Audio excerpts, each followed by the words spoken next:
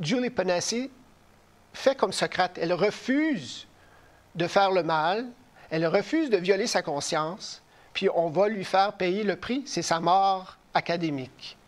Alors, je vous laisse regarder la vidéo. Je m'appelle Julie Ponesse et ce message porte sur la vaccination obligatoire. Je suis professeur d'éthique au Collège Huron de l'Université de Western Ontario, l'une des plus grandes universités du Canada. Aujourd'hui, je vais vous enseigner une courte leçon sur un point d'éthique universellement accepté au sujet des procédures médicales forcées. C'est moi qui servirai d'exemple. Mon employeur vient d'exiger que je me fasse vacciner contre le COVID-19.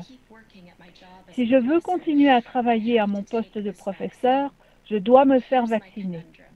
Voici quel est mon dilemme. Mon école m'emploie pour être une autorité en matière d'éthique.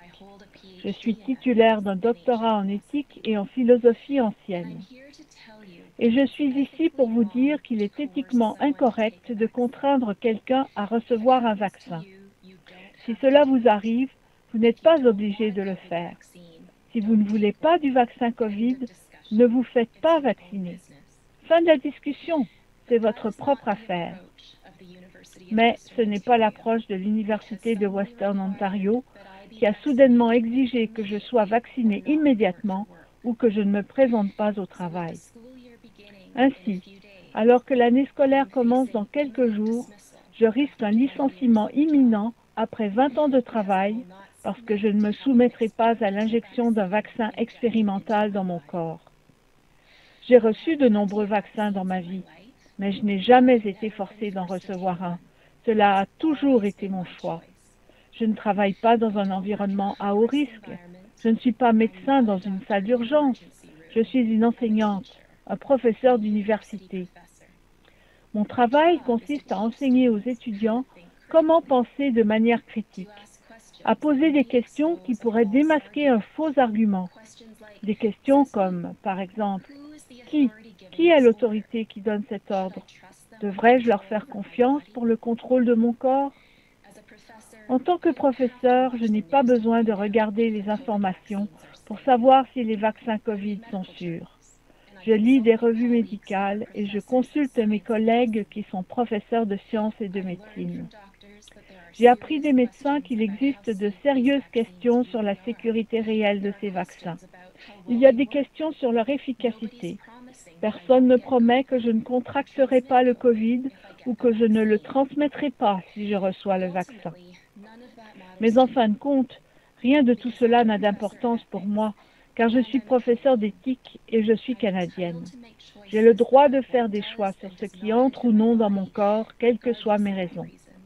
Si je suis autorisée à retourner dans mon université, c'est mon travail d'enseigner à mes étudiants que c'est mal. Je suis engagée pour leur enseigner qu'il est éthiquement incorrect d'imposer une procédure médicale expérimentale comme condition d'emploi.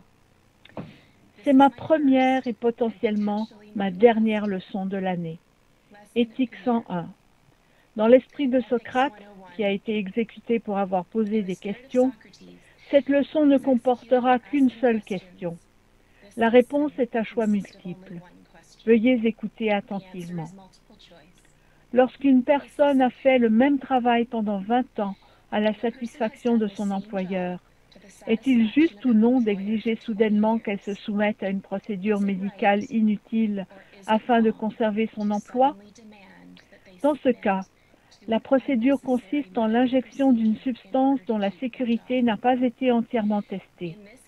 Son efficacité n'a pas encore été démontrée. Elle est conçue pour prévenir une maladie qui présente peu de danger pour l'employé. L'employé n'est pas autorisé à poser de questions. Elle ne peut que se soumettre à la procédure ou être licenciée. À mes étudiants de première année, est-ce bien ou est-ce mal? Je connais déjà la réponse. Dr Ponesse a été démise de ses fonctions le 7 septembre 2021.